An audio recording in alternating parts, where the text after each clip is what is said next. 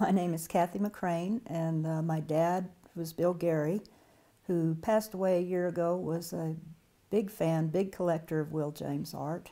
He kind of brought me up that way too. The first book I ever looked at before I could read was Lone Cowboy. And by the time I was 9, I had read all of the Will James books that I could find in the Prescott Public Library. And I learned to draw by copying his drawings, but anyway, my dad was always a fan. Later in life, when he could afford it, he started collecting Will James drawings. He never was really a cowboy. He had this arthritis problem with his back, which, you know, kept him from being able to ride broncs and things, but I think he had admired that in Will James and was just fascinated by him and his life.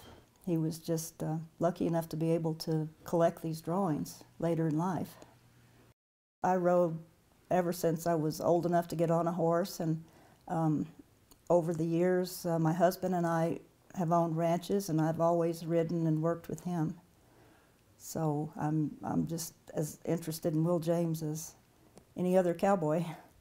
And for me, that was always my main interest too, was cowboys and ranches and things like that. Well, I think everybody in his era that was interested in anything cowboy or ranching knew who Will James was. Was your mother involved with this? Was she interested in Will James or not at all? I don't think she was particularly interested. No. She did pick out the little sketch from Sand of him turning the wild horse out of the corral. For some reason, that picture fascinated her, and so he immediately bought it for her. Kathy majored in journalism and took photography, and as you can see on her webpage, or the book that she's published, or the articles that she wrote in several magazines over the years, she excels at both media.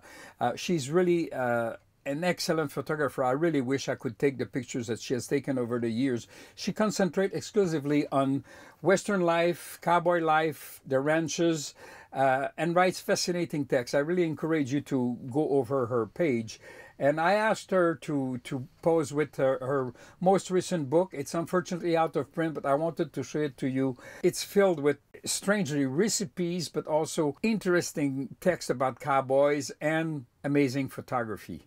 Yeah, they're real stories. I had heard a lot of the stories from these guys just sitting around, but I went back and I interviewed them, made them tell me the stories.